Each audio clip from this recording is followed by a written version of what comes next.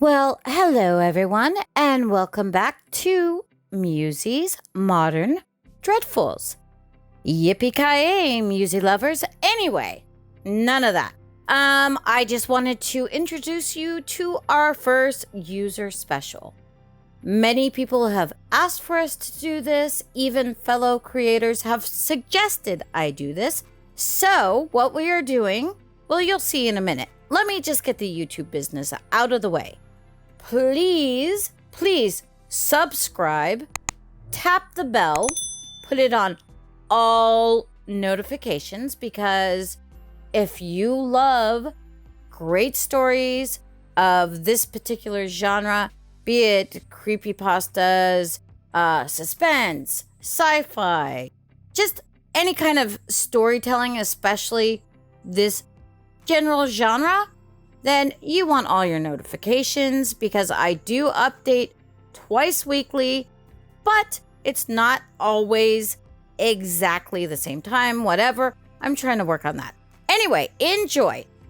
In 5, 4, 3, 2, 1. That wasn't me. How many times do I have to say it? David Chambers grievously massaged his eyelids and slumped back into his chair. What was the point of this? The sheer number of times recounted the story gave him a throbbing headache. David, calm down, Dr. Olivia Shepherd instructed with a maternal-like stoicism and serenity. Think back with your head. You were caught on camera. Who else could it have been? David grabbed the cane next to his chair and shook it violently. Beats me. I am not good with names, but faces, I know those, and I am certain that that was my frickin' clone on the video. Dr. Shepherd grew confused. She leaned forward in her chair and focused her eyes on David as she adjusted her curved, studious-looking eyeglasses. Just breathe and start from the beginning, she instructed. You think I'm crazy? Of course not. David began the long, hellish walk down memory lane. Each nightmare was worse than the other. I first saw him about a month ago. Dr. Shepherd jotted down notes as he spoke. And what did he look like? David glanced over at an old TV and VCR sitting between him and the doctor.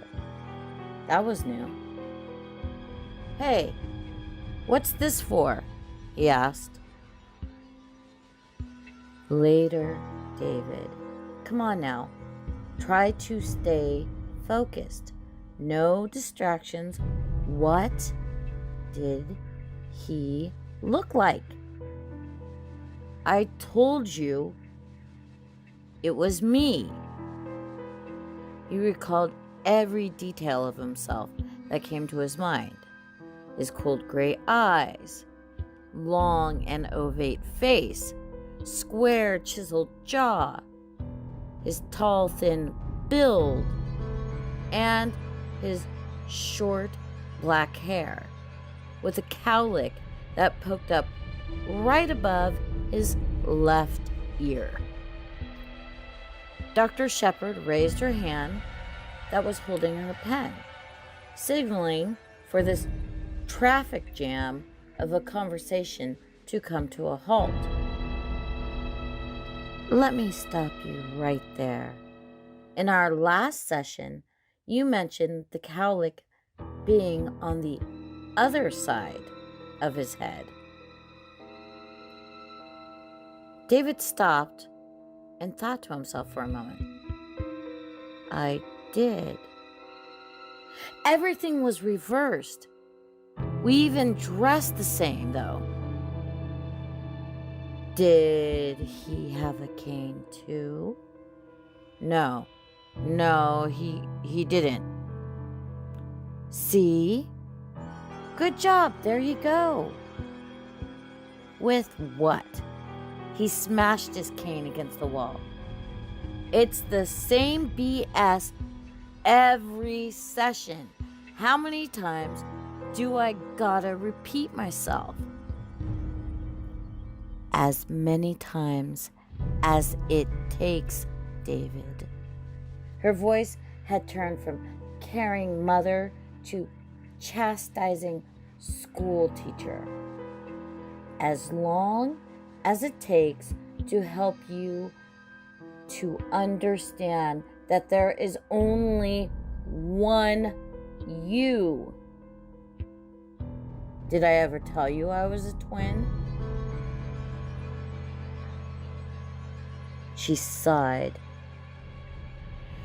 And just about every session, he died when you were 11 years old. Enough with the conspiracy theories. Focus on the present, please. She glanced down at David's legs. They were anxiously fluttering about, the right leg in particular. How have you been feeling, David? Okay, I suppose, he answered. Are you taking your medication? The Abilify? And it's not my favorite thing in the world, but I choke it down. What about exercising? David said nothing. He shrugged his shoulders and slumped down a little lower into his chair. Now, we talked about this. With the sarcopenia, you gotta stay as active as you can. Physical activity does the body good, releases endorphins to help you feel happy, not to mention the mental benefits. Yeah. Is this what you get paid $6 a minute for? To teach me to go potty? I learned all this in health class. Tell me something I don't know. Dr. Shepard had the wit of a loaded 6-gun. She quickly fired back with a snappy comment. Well, if you used your gym membership instead of ogling girls in yoga pants for $60 a month, you might land a date with one. Wouldn't a social life be nice for once? That was a low blow. In his physical prime, David had a build that was the living interpretation of Michelangelo's statue of David.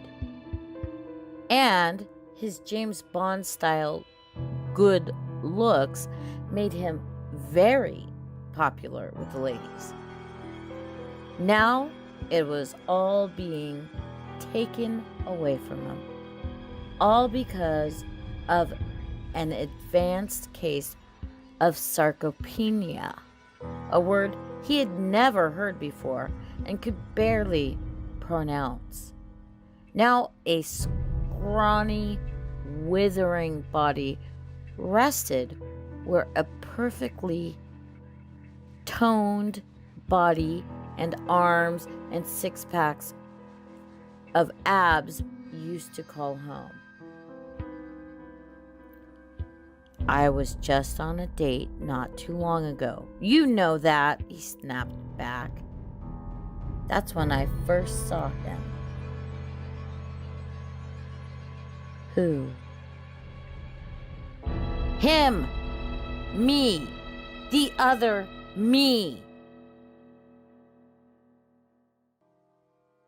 Let's talk about that night again. Rather not. Tried to think of any excuse he could to get out of this. Time's up anyway. We have plenty of time. Talk and don't waste it. David shut his eyes and tried to remember everything he could. Each deep breath he took propelled another part of him back to another time.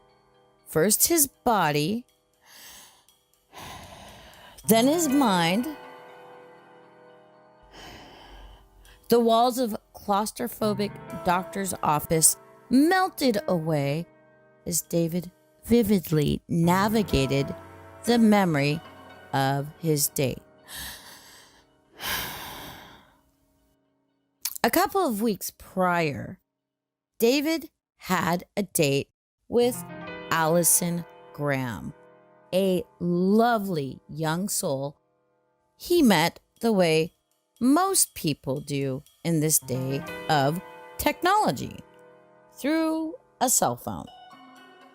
After 3 weeks of chatting through video calls and text messages, the pair had finally agreed to meet. It was to be a delightful dinner for two at a quaint little restaurant. This was the first date David could remember being on for some time, and he would bring his A game. Even though he didn't have the body of an athlete anymore, he maintained an unfaltering pride, made sure he looked his best. He arrived at the restaurant 15 minutes early, dressed in a Spanish gray two-piece suit. He tugged at the collar of his white shirt, trying to breathe. The slim fit and the material of the suit made him waver and itch with anxiety. Clutching his cane in his hand, he lurched his way over to the bar and ordered a scotch and soda.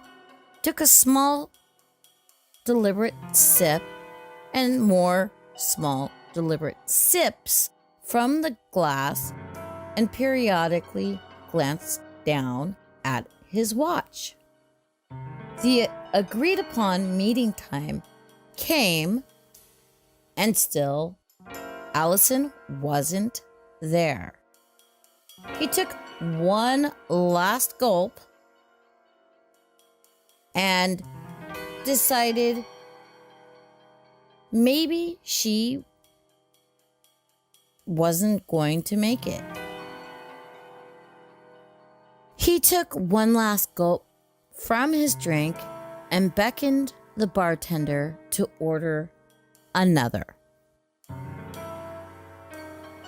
30 more minutes passed, and she still wasn't there. He pulled out his cell phone and dialed Allison's number. He placed the phone to his ear, and it rang twice before he could hear a prominent ringing from across the room, over the dull, mundane chit-chat of other patrons. Looking around to determine the source of the noise, David could see a lone woman sitting at a square table, draped in a tablecloth with dimly lit candle decorating the center of the table. "Hello?" a voice spoke into the phone. Hey there, Allison, it's me.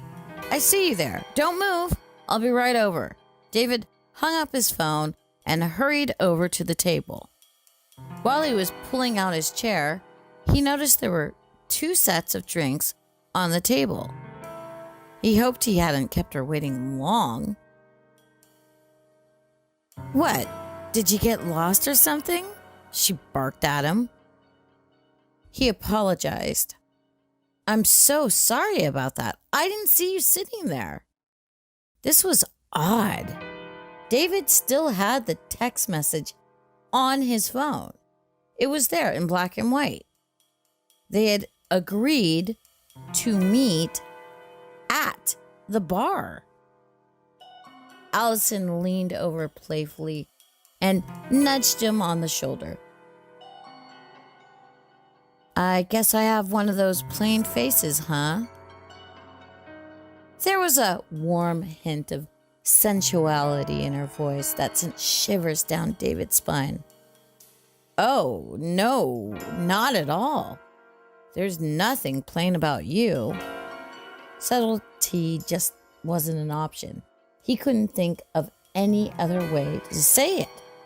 This girl was perfect. She matched her profile picture to a T, and she needed no filters or Photoshop to augment her already exceptional beauty. Nervous energy made David's leg twitch and vibrate the table. He quickly tried to change the subject and ease any awkwardness he was sure even the people at the next table felt. So, what looks good to you? He asked, as he was feverishly searching the table for a menu. I'm thinking fettuccine alfredo. How about you? Her eyes widened with disbelief. After the dinner we had? I'm embarrassed to even think about food again. What was she talking about? He had only just gotten there. Suddenly, a waiter showed up and slapped down the check on the table. David's heart fluttered in disbelief. This couldn't possibly. But there it was before him. An entire meal itemized in black and white. David searched for his wallet in his pockets and found nothing. Where could his wallet have possibly gone? He was scouring under the table, assuming his wallet must have fallen out somewhere, when a loud, masculine, exuberant laugh erupted, springing David's head up and slamming it against the table. He climbed back to his feet and investigated the ruckus. Back at the bar, a man clothed in a similar sports coat, as he sat amongst a circle of friends, sat there brandishing a leather wallet with the initials DC. And he was making promises of free drinks for the rest of the night. Son of a witch! What's the matter? Allison asked. It's that guy over there, David explained. When I was up at the bar, that bastard must have snatched my wallet. Allison tilted to the side to get a better view of the culprit. Stay here. I'll handle this, said David. Allison gave David a look of concession. He puffed up his chest, steadied himself with his cane, and took a slow, unbalanced stride back toward the bar. All right, buddy, hilarious. Give me back my wallet. The man continued laughing amongst his friends. It was as if the words went right through him. "A-hole!" David poked and prodded the man's shoulder. "I said, give me back my wallet." This was the last straw. No more messing around. With all the force he could muster, David grabbed the man by his shoulder and forced him to turn around. He had a ferocious look in his eyes, ready to clobber the thief who had taken his wallet and with it his hard-earned money. David's rage turned to astonishment when the pair locked eyes. Looking back at him was none other than himself. What was going on here? A deafening silence overtook the room. He was staring into a mirror. Every blink, every facial tick, this person could match with internet speed. It didn't stop with the face, though. His double could perfectly mirror any movement he preconceived. Suddenly, the look-alike let out a devilish smile, showing its first signs of life as a separate entity from David. He slid David's wallet into his coat pocket and gingerly slapped him on the shoulder, as if to say, "Thanks for letting him borrow it." He gave David an imperiling wink and casually headed out the door. Sound and life itself had finally returned as the humdrum conversations of customers flooded the airwaves once again. Hey, stop! Where do you think you're going?" David was at pains physically and mentally. His bummed leg had rendered him unable to pursue the man. He was only just out the door while the man was already turning the corner at the end of the block. Oh no! Leaning against a light pole to ease the pressure on his leg, David huffed and puffed. Sweat and tears poured from his face, the face of a startled man with a bruised ego. A nice date with a lovely young lady had devolved into a disaster, seemingly almost before it even began. Now, to make matters worse, there was someone running around almost identical to David. David peered into his wallet.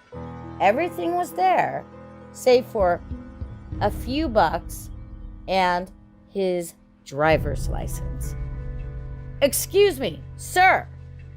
Is there a problem?" a voice called out. Allison and one of the restaurant waiters had come rushing over to the light pole. "What's the meaning of this?" "Did you get him?" Allison asked, concerned. "The son of a witch got away from me." David lowered his head in shame and frustration. "What's going on?" The waiter wanted answers, and now.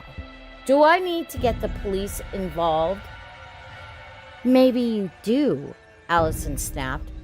"Someone tried to rob my friend." The waiter pressed on with questions. "Did you get a look at the guy?" "Yeah. He looked... It was..." David thought long and hard before proceeding with his story. The sundry aroma of scotch and soda still emanating from his breath would do nothing to add to his credibility. Holding his tongue seemed to be the best and only option. David opened his eyes, and reality slowly filtered through his senses again. That night had turned back into just a memory, and he was back in the comfort of Dr. Shepard's office. Go on. What else happened? The doctor asked. I told them the guy threw my wallet down and ran off. That I really couldn't see his face. What was I gonna say? Excuse me, but that guy who looked exactly like me, that wasn't me. Now, if you don't mind, I won't be paying for the meal my date swears we ate together, or the drinks a bar full of people saw me buy. Did you call the police that night? I didn't want to draw attention to myself. I needed to figure out what exactly happened. Dr. Shepard scribbled notes. So you didn't initially believe what you saw? I was drinking. I figured maybe I saw someone dressed like me and my mind was playing tricks on me. What made you think otherwise? David tapped his cane against his leg and thought to himself, About a week or so went by and everything seemed cool. Then one day, I was grocery shopping and it happened again. You saw him again? Not just me, other people too. David strolled down memory lane, continued.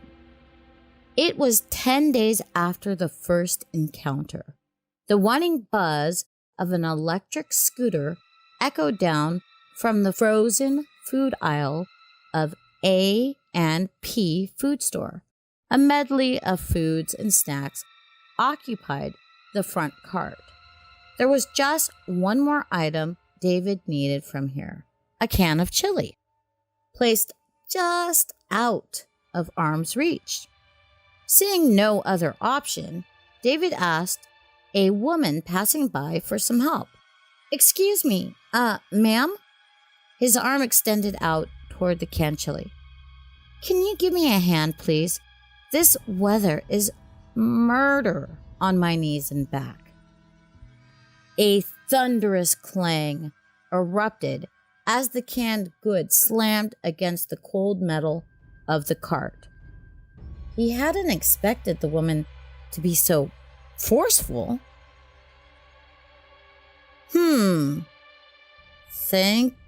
Thank you, I suppose? He was unsure of what else to say. Yeah, whatever. The woman turned and started angrily storming away. A faint whisper floated down the aisle. A-hole. Excuse me? Asked David. She continued moving away, ignoring him. What the F is her problem? The scooter beeped as David threw it in reverse and looked around to the other aisle. An elderly woman and her giant shopping cart blocked the path. Hey, would you mind moving your cart over a little? The question went unanswered. Just a smidgen? Nothing. Perhaps she couldn't hear. The wheels on our cart whined and hissed, moving at a snail's pace. Son of a... How could he get her attention? Looking down at the settings on the scooter, he turned one knob. If she couldn't hear him, perhaps a gentle nudge would get her attention. The knob clicked and set the new speed setting. David gripped the scooter's handle and twisted. The scooter violently nudged forward. That was faster than expected.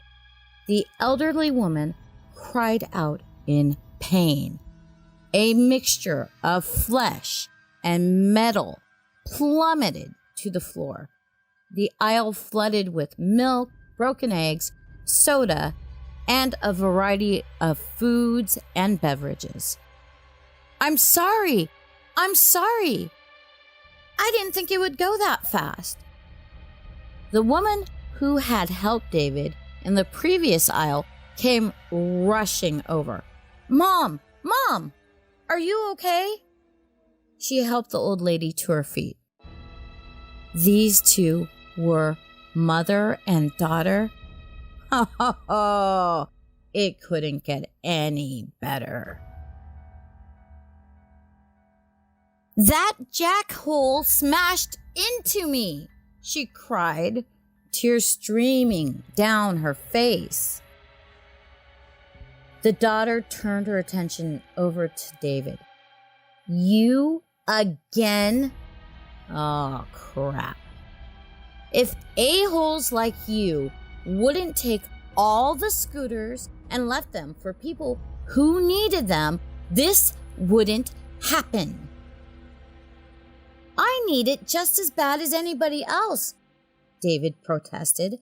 I have a leg and back problems, damn it. He hated when people assumed his health went hand in hand with his youth. Many people have problems not so obvious. A plethora of people filled the area to investigate the incident. One worker recognized David. Ah, geez, not you again, the worker shouted. That's the third time this week. You know you're not allowed in here. Get on up out of that scooter. What in the blazes was he talking about? What do you mean? I've been buying my food here for years now, David asserted. We have you on camera, buddy. Someone escorted you out of here multiple times, the worker explained. This is the last straw. I'm calling the police. While David was being escorted out of the store, he caught a brief glimpse of another man in a checkout line a few spaces down. There he was again. The mirror image of a man who had shown up on his date with Allison, once again looking and dressing the same. He chuckled and gave David a playful wave goodbye as the man he copied was evacuated from the premises. And here he was now, seeing a court-ordered shrink and charged with disturbing the peace. Never in a million years did he imagine his life would have turned out this way. Dr. Shepard put down her notepad. There was nothing else to say. I want to thank you for taking the time to talk through all of this with me, David, she said. I think we're really making progress. How so? He asked. Well, she explained. To start, I think your grasp on reality has gotten better. What are you talking about? Do you remember the last time we went through this story? He sat up in his chair and pondered the question. Come to think of it, none of his sessions had been very memorable. Dr. Shepard continued. The last time you told me this story, the other you played a much more significant role. Now he was just waving goodbye. Don't be ridiculous, David shouted. I've been nothing if not consistent with you. They all said they've seen me in there before, able to walk. If I could just see the damned security tape from the store, I could prove it to you. To everyone. I'm glad you mentioned that, because I think there's something you need to see now. She retrieved a remote from her desk and started up what looked like an old home movie. What's this? David asked as he focused his attention on the screen. The police released the security footage from the store, David, she explained. I think this is crucial to your therapy. You really believe there is a second version of you running the streets. Okay, prove it and point him out. David thoroughly gawked at the screen ahead of him. He had expected to see just the scooter incident, but there was so much more. It was like he was peering into the memories of someone, but they were not his. There it was again, irrefutable proof in black and white footage of him in the store and outside in the parking lot. The tape had everything from him walking perfectly inside and out of the store, not even with a cane, and in some other footage, he could see himself arguing with other customers. And in one instance, from the parking lot footage, even keying a car. But he remembered none of this. The date on the last bit of footage flashed across the screen.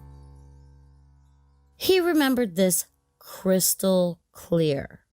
This is when he got escorted out for knocking the old lady down with the store's scooter.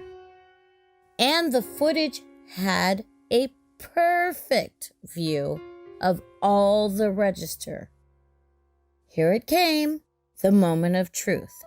This was what he needed to exonerate himself of any wrongdoing. Right there! Don't you see him? David jumped up and pressed his finger into the glass screen. Dr. Shepard paused the video. Right there! Another me! He squinted his eyes for a closer look. The ancient VHS tape flickered in and out of focus. What? David's jaw could have crashed right to the floor if muscle and bone had not supported it. On the tape before him was nothing more than an empty checkout line. Dr. Shepard helped him back to his chair. Don't you see now? It's just you. It always has been. He had no words left in him. He thought for sure this was it, that he could finally get the exoneration he craved. He wanted to believe so badly that there was another explanation. Maybe there was another him, or maybe this was all one elaborate prank. He wept, and the doctor handed him a box of tissues. We need to stop now, because this is a lot to process. I understand how hard and scary this must be for you, but I want you to know how proud I am of you, David. These tears are telling me you're ready to accept reality for what it is, and the real healing can begin. He still refused to talk. Okay, now I want you to double your Abilify. Firstly, I'll see you again next Tuesday. And after a month, let's see what happens. Do you understand? The most he could do was nod his head. He got up and turned to walk out of the office, leaving his cane. He didn't need or want it anymore. Outside of Dr. Shepard's office, David sat in his car trying to process his latest discovery. The rain beating down on his car perfectly matched his emotional state. The car pulled away, but he noticed that there was a silhouette of a man in his back seat.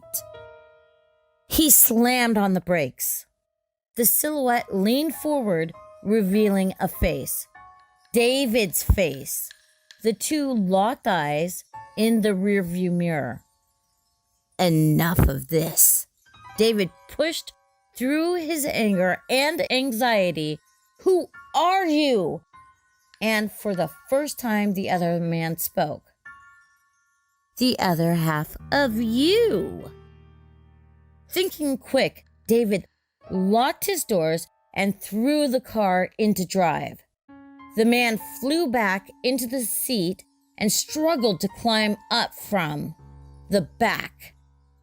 He was just about to grab the steering wheel from David when he slammed on his brakes as hard as he could, sending the double flying up and through the windshield.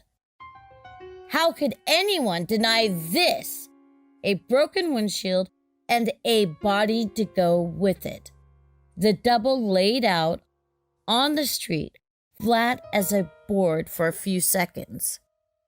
With all the vigor of a dead bird, the man staggered back up to his feet and limped away. It all happened before David could realize what was taking place. First, the sound of a droning horn, and then the sight of a body flying through the air as another car passing struck it. Suddenly, the view had all changed for David. He didn't know who he was or where he was anymore. One moment, he was in his car, watching his mirror image fly through the windshield, and now he was face down on the street, eviscerated by shards of glass and concrete that had torn into his skin. Blood had shot from his mouth like a fountain, and his vision grew blurry. Before he lost consciousness, he could faintly hear the other driver. "Oh my God, man. What were you doing? You came out of nowhere. Don't you wear a seatbelt?" Everything went black. Approximately 1 week later, there was a memorial service in David's memory with Allison, Dr. Shepard, and a few others in attendance. At the end of the service, the priest said a few words on David's behalf. And now we say goodbye to this brave young man who, after years of dealing with schizophrenia, may now rest easy in the long arms of our Lord. May he rest in peace. As the priest spoke, those in attendance whispered back and forth, discussing David and the many ways they knew him. He was such a fun guy to go out with, loved to eat. The guy always was ready to buy a round of drinks and get the party started. A little dramatic at times, don't you think? Maybe a little harsh sometimes. But that was him. The end.